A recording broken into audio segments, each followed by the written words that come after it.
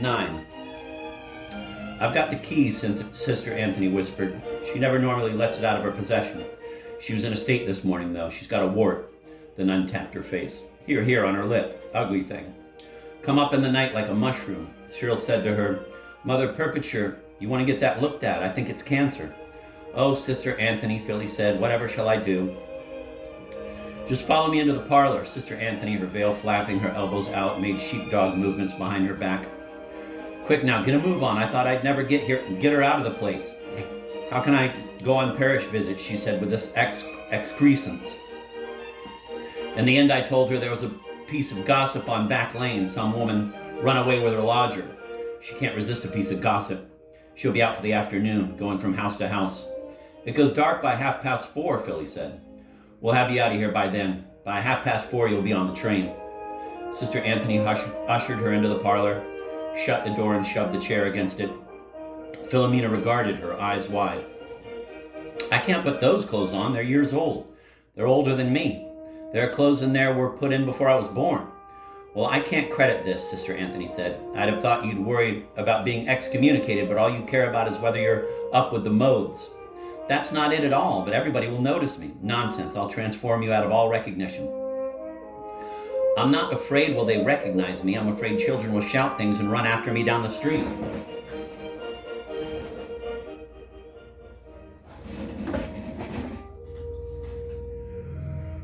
Well, what course do you favor? The old nun demanded. I can't take you to the co-op drapers to get outfitted. If you could beg, borrow, or steal from Agnes Dempsey, her skirts would be up around your thighs. You a great tall thing, and she's such a squat little woman. Sister Anthony bent over the chest and put the key in the lock. Come on, you filthy thing, she said. Come on, you ingrate mechanism. She gritted her teeth, cursed further. The lock gave. She turned back the lid. Well now, she said speculatively. You shouldn't be doing this for me, Philly said. Nonsense, Sister Anthony sniffed. I'm old. What can they do to me? They could put me on a general post, I suppose. But I'd be glad to get away from here. I wouldn't mind if they shipped me out to the African missions. I'd rather live in a leper colony than spend another year with Perpet. Sister Anthony bent over and rummaged in the chest. Oh, by the way, speaking of Agnes Dempsey, she delivered this envelope for you. She produced it from her pocket. I can't think what's in it. I hope it's a 10-shilling note. I can't spare you more than half a crown from the housekeeping without Perpet on my back saying I've lost it on a horse. Philly felt like a child going on holiday or being togged up for a visit to relations. Togged up. Philly felt like a child going on holiday or being togged up for a visit to relations, leaving home for the first time.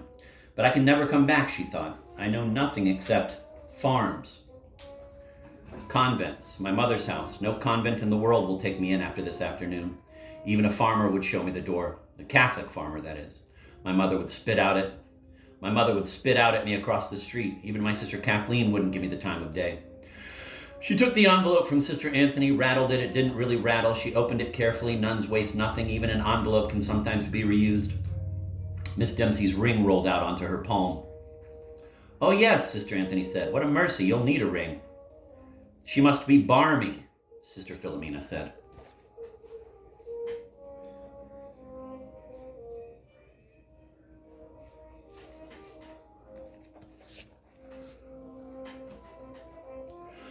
Her habit lay on one of the parlor chairs, folded because she did not feel she could just drop it there. In disrobing before Sister Anthony she had committed, she felt sure 10 or a dozen sins against holy modesty. Even to take off your clothes when you were by yourself could be a sin against holy modesty if you didn't do it the right way. When she had joined the order, she had learned how to undress in a religious manner, to drop over her head the linen marquee of her nightgown, and wriggle out of her day clothes beneath it. Similarly, she had learned to take a bath in her shift.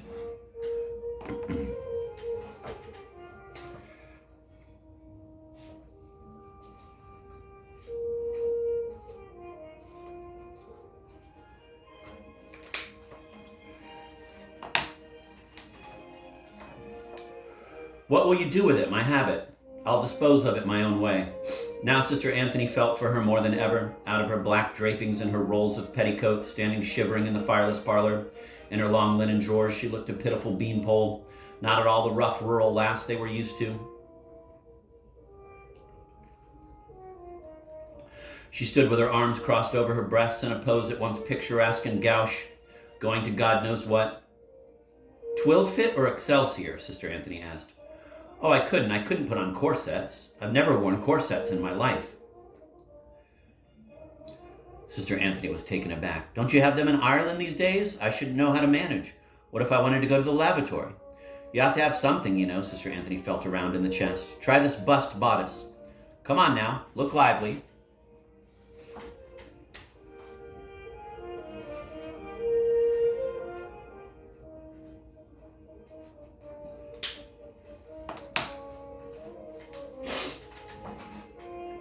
She couldn't get any sense of urgency into the girl. It was as if she were dressing up for charades. Either you may have my silk combination, she said, or you'll have to go in your drawers. Please yourself. She straightened up.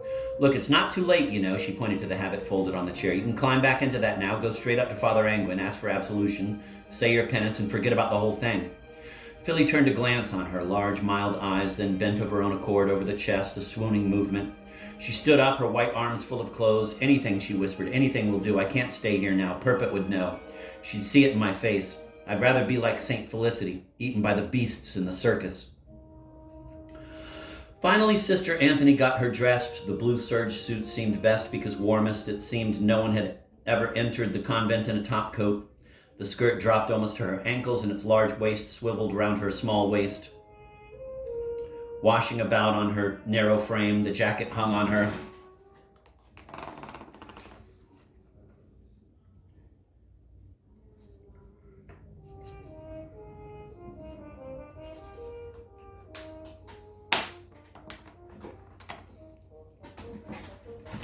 The jacket hung on her. I wish it were not such bad weather. You could take my straw hat, Sister Anthony said. Such a lovely blue ribbon. I remember buying it the summer before I came in. She held it for a moment and smoothed the ribbon with her pudgy flower-colored fingers. Then with sudden energy sent it spinning back into the chest. She had produced from some other source a scratchy woolen headscarf of a kind of ersatz tartan, lime green and maroon. This will cover a multitude of sins, she said. It was the kind of thing the Featherhofton women wore. Perhaps a child of Mary had mislaid it after a meeting, and Sister had snapped it up.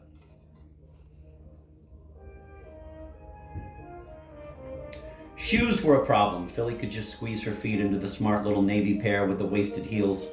But to walk was another matter. She teetered about the parlor, wincing and crying out, "Oh God," she said, "I've never had high heels. Oh, they do pinch." She stopped. "I suppose I could offer it up." "Not really," Sister Anthony said. "Not anymore. There's no point in your offering anything up, is there?" Philomena clung to the back of a chair. "Will I be damned, Sister Anthony?" "I should think so," the nun said easily. "Come on now, let me see you walk across the room." Philomena bit her underlip. She began, holding out her arms to aid her balance like a performer on the high wire. "I have to laugh," Sister Anthony said without doing so. "If you wear those, you'll end up in a casualty ward. I'll run down to school and fetch you a pair of the children's pumps." Philomena nodded. She saw the sense of this. "Get different feet, no two lefts. And then if you wait another minute, I'll go into the kitchen and make you up a parcel of provisions for the journey." "Oh no, Sister Anthony, oh no, please don't trouble. I'm only going to Manchester." Sister Anthony's face said, "You do not know where you will be going, and what can it matter to you if the bread gets a little stale? Think of the pharaohs, their eternal picnic sealed in their tombs." "Sit down, sister, rest your ankles." Obediently, Philly sat, then burst into tears. She had done well until now, but it was what the old woman had called her sister.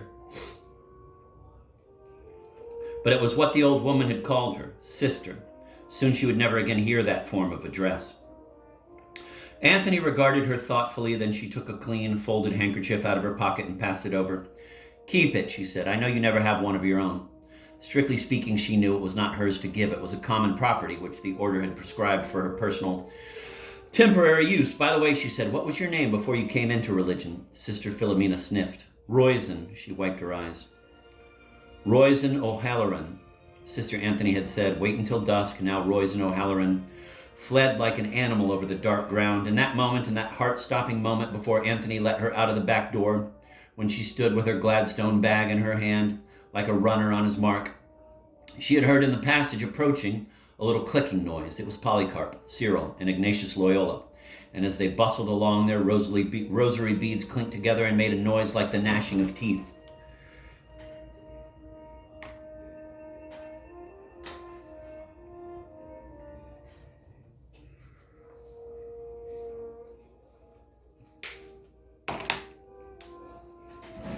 She ran, but when she had gained the path to the allotments, she stopped and looked back, conserving her breath.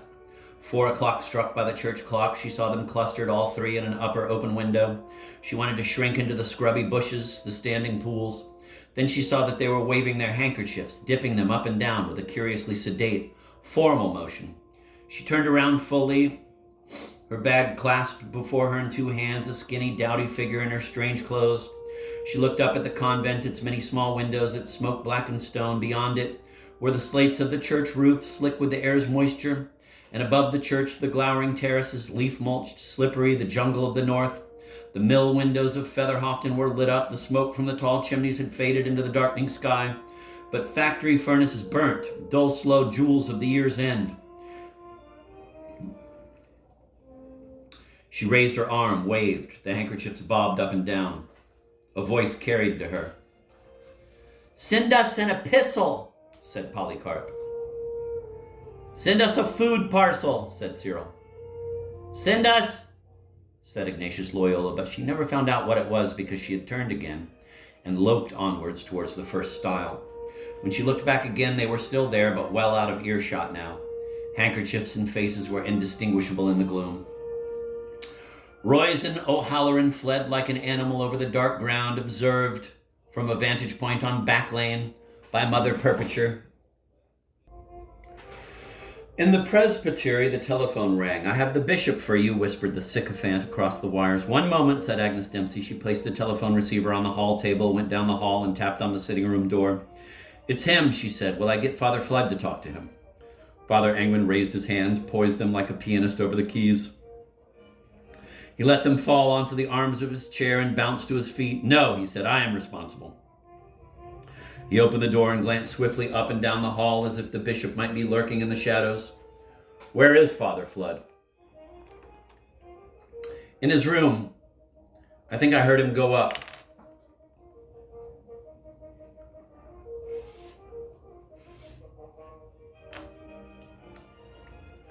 "I thought I heard him come down. Still, both are possible." Both at once, he thought. Agnes stood by his elbow when he took up the receiver. Formerly, she would have crept back to the kitchen. She had grown bolder. A smile played continually about the corners of her mouth as if she had seen something gratifying or learnt something that pleased her. Father Angwin held the receiver at a good distance from his ear. For a while, he listened to the bishop prosing on. She caught a phrase here and there, something in the way of a social for the younger end, the altar boys, or record hop, as I believe our American friends call it. "He doesn't know," Father mouthed at Agnes. "Doesn't know yet."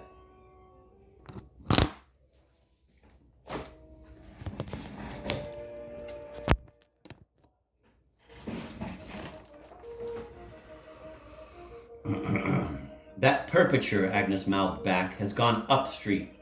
She might go in the post office and telephone him. Sister Polycarp said she took coins with her. She doesn't shop, so what else could it be for?" "She's my mortal enemy," Father Angwin whispered. "I wouldn't put it past her." He turned back to the bishop. "I was wondering, Aidan, could you help me out with a question put to me by a parishioner?"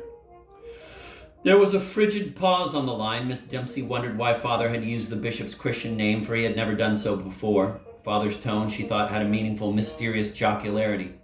"It's about a friend of his, a doctor," he continued. "This doctor has human bones in his possession and got them when he was a student in a Protestant country. It may have been Germany, because my parishioner has another friend, some Hun, who is anxious to go to confession but speaks no English, and I hardly know whether we should have an interpreter or some other arrangement." Miss Dempsey strained to hear. It seemed that the bishop made no reply, or a muffled one. "No, don't rush yourself," Father said. "Give it your leisurely consideration. It's a nice point. Really, Aidan, you wouldn't credit it? I am beginning to encounter the most bizarre difficulties, circumstances that one does not come across in 40 years as a parish priest. There is also some confusion here in Featherhofton about the minutiae of the church's teaching on the Lenten fast, and we were wondering, out of the depth of your accumulated experience, would you advise us?" There was a long pause. The bishop said in a tone that lacked his habitual fire, "Now look here." Miss Dempsey missed his next words. Then she heard, "Just doing my job, duty of obedience, task laid upon me. Only a young feller." Father Angwin hugged the receiver and smiled. "Times change," the bishop said. "Hardly reason to be ashamed." "But you are ashamed, aren't you?" Father Angwin said. "Why, man, if this were to get out, then where 2 or 3 modern bishops are gathered together, you would lose your credibility entirely. I will be upon you, Angwin, one day this week. Count upon it." "And I will be upon you," muttered the priest, as he put the receiver down. "I shall have your liver on toast. Agnes, warn Fludd." "Warn him?" The word stood out shockingly, claiming attention for itself. "Yes, warn him that the bishop may turn up any time." "How shall I warn him?" Agnes said carefully. "You may call up the stairs." "Shall I not go up?" "A call will be sufficient. Yes, I should not discommode him by tapping at his door. He might be at prayer. I should not like to interrupt him." They looked at each other. "I did not positively see him go up," said Miss Dempsey. "Or come down. I would have to assume he was up there." "It would be a fair assumption. A reasonable man might make it." "Or woman." Miss Dempsey went to the foot of the stairs. "Father Fludd," she called softly. "Father Fludd?" "Don't expect an answer," Angwin said. "He would not break off his devotions, but we can suppose he has heard." They knew, though, that the upper story was empty quite as certainly as they had ever known anything. Ashes rustled softly through the grate. On the walls, twisted Christs continued dying. In the church grounds, yellow leaves floated in darkening air.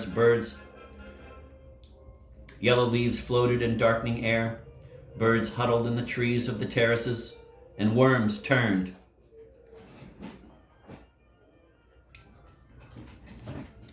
"Shall I put the kettle on?" Agnes said. "No, I'm going to have a glass of whiskey and read a book that a parishioner has lent me."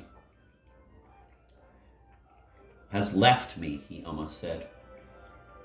He bit the word back in time. Miss Dempsey nodded.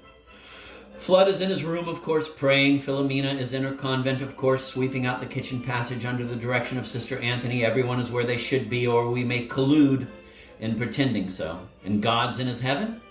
Very bloody likely," Father Angwin thought.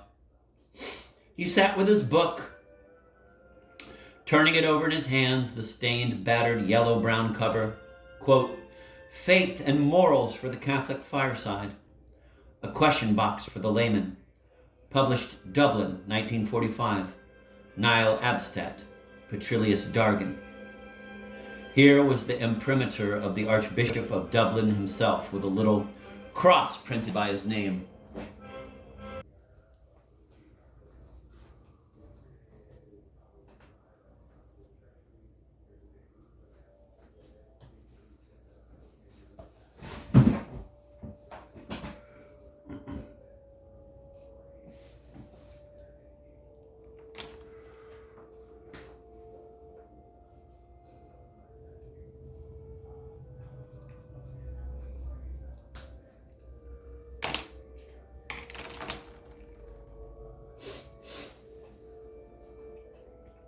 She got it all out of this, he thought, all our conversations. What a treasury of scruple, what a cachet of conservative principle. Here it is, the old faith in its entirety, the dear old faith with no room for doubt or dissent, the rules of fasting and abstinence. No mention of record hops, diatribes against impure thoughts, no mention of relevance. And just here on the tattered spine, the general editor's name, none other than the Rev'd, as he was then, Aidan Raphael Croucher, Doctor of Divinity. The bishop in person.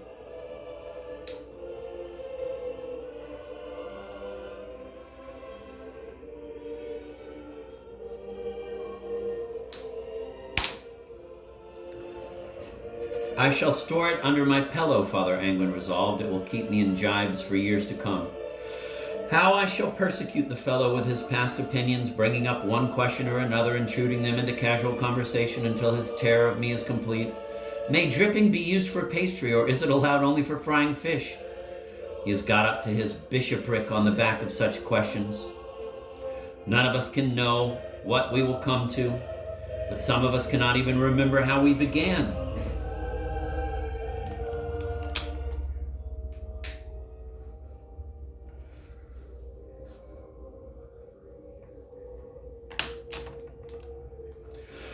Question: why is fortune-telling permitted at Catholic bazaars? Answer: the practice is not to be encouraged. Many healthier amusements could be substituted. Question: is it right for the Catholic Church to pass a collection box during Sunday evening Lent services? It is always right.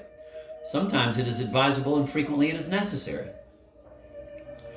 I knew she was reading it off a paper, Father said to himself. I suspected she had all the answers. There was a name written in pencil on the flyleaf in a round schoolgirl's hand. Dymphna O'Halloran. This is all she brought from Ireland, he thought, and I supposed it was one of the convent's books. This is all she brought from Ireland, and now she has left it to me. He thumbed his way back to the preface. Divine revelation, coupled with 2,000 years' experience, has made the Church an incomparable teacher in matters of human conduct. There is not a walk of life, a personal activity, a private or public occasion on which our Holy Mother is not able to teach, encourage, warn, or advise us from the deep knowledge she has of the human heart and mind and their strange modes of action. 2,000 years experience, Father England said to himself. It is an awesome thought. He reached blindly for his whiskey glass. His fingers closed on it. He brought it to his mouth. He tasted it and held it off. He held it up to his light. He held it up to light. He held it up to the light with his eyes screwed up and looked at it. It had the appearance, the color, the outer properties, yet it was not whiskey, it was water. Oh, Fludd, he thought, you sorcerer's apprentice. You've gone and got it wrong this time. You've worked a miracle in reverse. You've doused the celestial fire. You've taken the divine and made it merely human. You've exchanged the spirit for damp, warm flesh.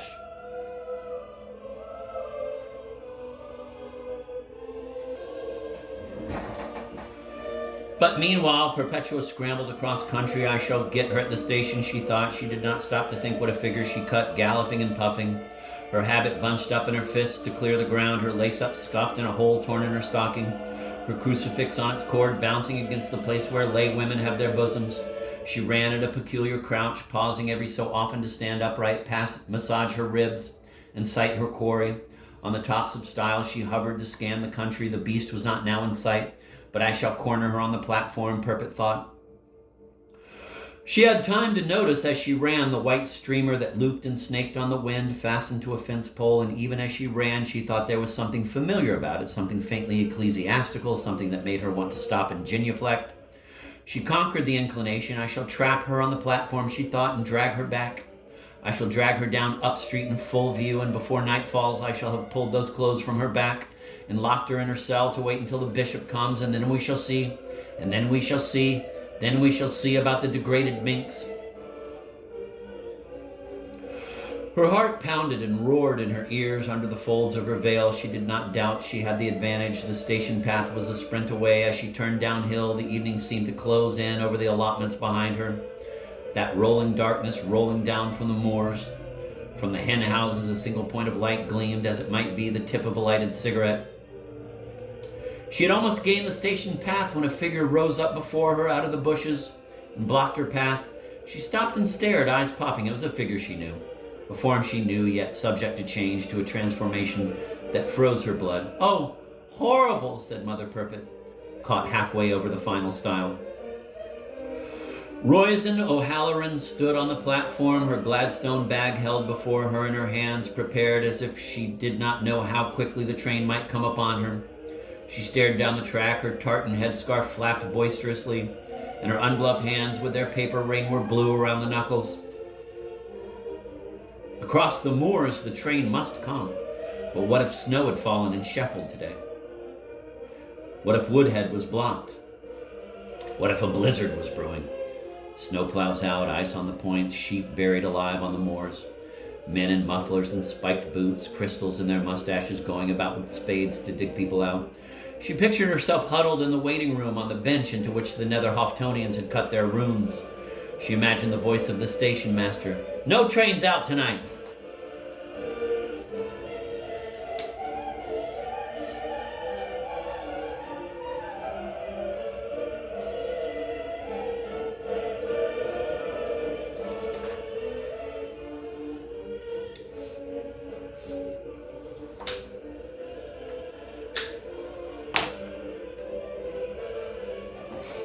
She had no watch. She did not know when the train ought to come. She had bought her own ticket with her head bowed and a false voice. She was like a parcel, she thought, addressed but not posted. She had felt the ticket man's eyes on her back. She did not dare ask him, what time will the train come? She had hoped for a public notice of some kind, but no doubt if there had been one, the people from Netherhofton would have come by night and torn it down.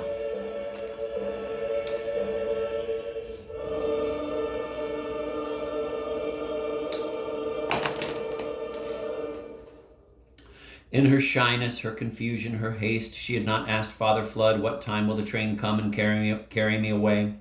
She had only heard him say, I will be after you.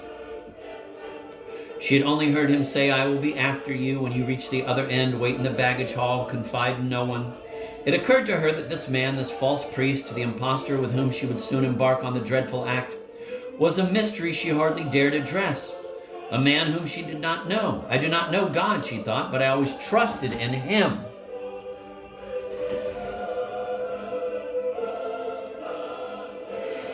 Roisin O'Halloran put down her bag and rubbed her hands together to restore the circulation. A question drifted up to her mind. Some years ago, I intended going to a certain town by train. I happened to meet a man who had a ticket for that place, but who changed his mind and decided not to travel. He gave me his ticket and I traveled with it. Was there any injustice to the railway company? What was the answer? She stood frowning, trying to recall it, bending her furious thoughts to anything but the matter in hand. There is no injustice. The railway companies do not insist on personal identification. They are satisfied if every traveler has the ticket required for the journey. The platform, by some merciful dispensation, had been deserted when she arrived, but now she saw out of the corner of her eye that a man had arrived. He stood behind her a little distance away. She hunched her shoulders into the navy jacket and put a hand up to draw her scarf further over her head. Let it be some Protestant, she prayed, someone who wouldn't know me. Then she thought, what's the use of praying for that sort of thing, or any sort of thing at all? He must, she thought, be examining with some curiosity my peculiar looking back. The skin of her neck crawled, almost as if the man were Fludd. She began to turn her head slowly but inexorably, as if it were subject to a magnetic attraction. And yes, of course he was staring at her. Their eyes met. Shocked, she jerked her gaze away, as if she had seen a corpse on the track. As the man was Mr. McAvoy. He could hardly have failed to recognize her, but he did not speak. The wind tore through her jacket and sliced her through to the bone. It got under her skirt and barreled it out around her legs. She turned her eyes down and kept them on her gym pumps, one right, one left. Then at last the train appeared. A dot in the distance, so faint in the gathering darkness that she could hardly be sure it was there. For seconds it seemed to stick absurdly, going neither forwards nor back. Then, when she saw that it was growing larger, she stepped forward to the edge of the platform and raised her face, caught in the orange glow of the station lamps. Only when the train drew in did Mr. McAvoy step up beside her. She was trembling all over. Sister, he said in a low voice. He offered his arm. His fingertips rested on it. Her fingertips rested on it. She had some thought of fending him off. He swung open the carriage door for her. Don't alarm yourself, he said. I'm only traveling as far as Denting. Just the few stops. I shall pretend to not know you. I am the soul of discretion. Then get away, she hissed. Leave me alone. I only wish to be of assistance, McAvoy said. Somebody must hand you your bag and see that you have a seat facing the engine. And you know what they say, sister. Better the devil you know. With a simper, Mr. McAvoy placed her bag on the rack. A door slammed. A railway man gave a wild, inchoate shout. A railway man gave a wild, inchoate shout. Flags waved. And a moment later they were off, rattling across the points to Manchester, her defloration, and the Royal and Northwestern Hotel.